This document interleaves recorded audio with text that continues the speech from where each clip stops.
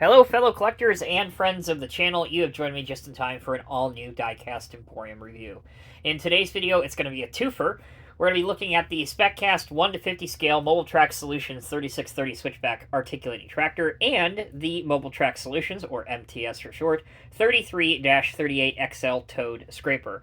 Now, both of these models are designed to go with one another. However, they are two very different item numbers, so this is a good thing, I believe, mostly because if you are on a budget, you can choose to purchase the tractor one paycheck and then pick up the scraper the other paycheck, or vice versa. Collectively, you're looking at somewhere between $120 to $140 for everything, so I do believe that's fair value, and we'll go throughout that. We'll touch on that, rather, throughout the video. Okay, let's begin by taking a look at the 3630 tractor. It comes in a black, very smart box. Presentation style-esque, obviously clear window design origin. There's the model inside. Mobile Track Solutions Track Forward is their slogan. 3630 Switchback 1:50 scale diecast replica. Here's a picture of the real vehicle parked on the side of a job, and again, track forward. On the back, here is some information about the real 3630 Switchback tractor. I'll go over this for you. They're powered by a Cat C18 engine with a Cat TA22H transmission, producing 630 horsepower. Gooseneck application transfers weight to the front tractor axle, increasing power to the ground and tractive effort. Featuring a large cab and unique positioning of the exhaust and Tier 4 package, which provide unparalleled visibility for operators. And this side flap, you also have the scan code, and by scanning that with your smart device, you can see this tractor and scraper in action. Okay, let's get it out of the box. I have already unboxed this to remove the twist ties. And again, at this point, it is important to point out that when we're dealing with adult collectible fragile die-cast scale models, I don't believe that twist ties are needed any longer, especially since you have this plastic former, which is also taped for shipping protection. There's always the chance that you will break something, or at the very least chip the paint on your model trying to undo the twist ties. As you can see, the holes, they were woven in between the axles and tires, so again, it's not something that I believe is necessary. Once you have the twist ties undone, the tractor is free from the box with no assembly required. Let's move on now to unboxing the 33-38XL Towed Scraper. Now again, this is the large towed scraper that is designed to go behind a tractor such as the 3630, or designed to be pulled by an articulated truck frame such as a Volvo or a Caterpillar. Again, here's a photo of it on the side, and on the back, Mobile Track Solutions 33-38XL Towed Scraper, industry-leading scraper that has the ability to be pulled by both the MTS Switchback Tractor, or, as I just mentioned, there you go, it's written out on the back, a 45-ton articulated truck. 38-yard heaped capacity, 2 tires resulting in less rolling resistance, able to be self-loaded, push-loaded, or top-loaded. Okay, same thing on this side too. Let's go ahead and get this out of the box now. Now, unlike the tractor, this was not twist-tied inside the packaging, which again, big plus there. And as you can see, it arrived just fine, safe and sound, and intact. You do have to cut some tape on the 2 plastic formers, but once you've done that, reach down, lift straight up, and with that, the models have been unboxed. Before we join tractor and trailer together, let's take a look at each of these individually so we can focus in on the details. The paint job is very smart, looks very good.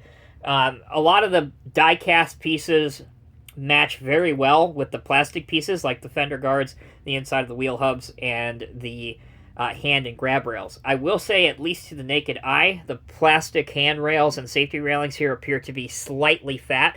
And also, if you look at the side view mirrors, it has a non-reflective surface, which would have looked so much better had the sticker been of that reflective type substance that we know is out there. Moving on towards the rear, you can see the detailed tread pattern on the rubber tires, which looks pretty authentic to that of the real machine. Here is the connection point for where the scraper hooks in. And again, this could have done with some more connection points, hydraulic lines, that kind of thing, just to add that extra level of realism. That said, there are plenty of lights, both on the cab and on the back of the tractor, as well as a tow hitch that is drilled through. There is a plastic walkway outside of the back of the cab, which is quite well done, and although it is a plastic piece, again, it's black, so the color match is not that far off. It looks okay. You have your exhaust and your air intake over here, as well as some more detail on your tires and inside the hubs. It is black, so it's a little hard to get on camera. As far as decals, you have 3630 Switchback, the MTS logo here, and there should be just a very, very small cat engine logo right here, which again is present on the real tractor, but not on the model. Looking at the front, the grille is somewhat indented, but it is not all the way see-through, and again, the MTS blue logo here with some lights. The bottom part of the bumper, this piece right here, is a plastic piece, but again, color match is decent enough. Taking a look at the chassis, here you go. And by doing so, here's your perhaps best look at the tread pattern on the tires, as well as how the model is assembled via some screws. And here's your large steering cylinders, again, across the articulation joint. We'll see more of that in action once we get to functionality. That's the 3630. Let's now move on to the 3338 XL scraper. Now, the first thing you'll notice about the detail on the scraper is that the tires are much, much larger on the scraper than they are on the tractor. Again, that is accurate. Also, a nice detail is the indentation on the ejector. You can see these lines that have actually been drilled through, and although the ejector is a plastic piece, it matches most of the other metal components just fine. Decal highlights, once again, include 3338 XL on the side of the scraper bowl, MTS up here. Your hydraulic rams, again, to control the height of the scraper, are plastic, but black once again. Seems like it's the theme of this video, is a good color match, so it's not too obtrusive and doesn't stand out like a sore thumb.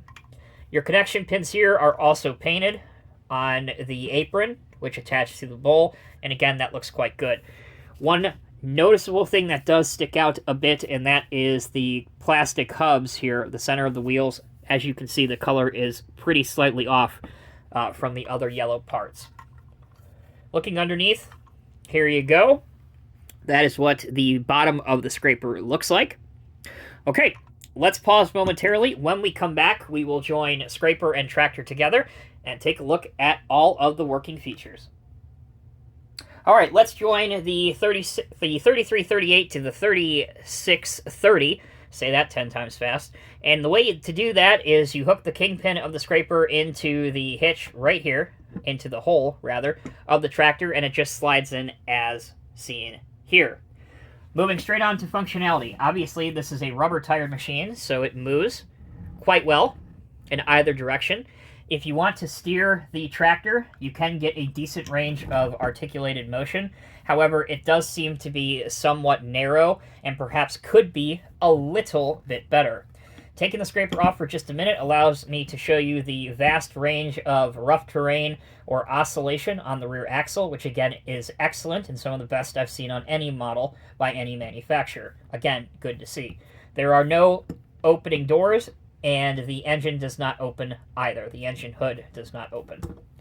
On to the scraper. Again, we got to hook the two back together, so let's do that right now. You can adjust the height of the scraper by lifting up here on the gooseneck mechanism. So here we have it in a raised position, so the scraper can travel along. If you want to go into a cut, drop it down as seen here.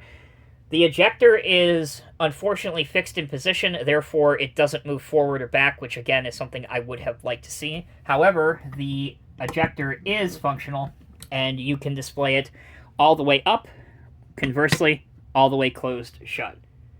So there you go, guys. That will bring this review of the SpecCast 1 to 50 scale MTS 3630 Switchback Tractor along with the MTS 3338 scraper.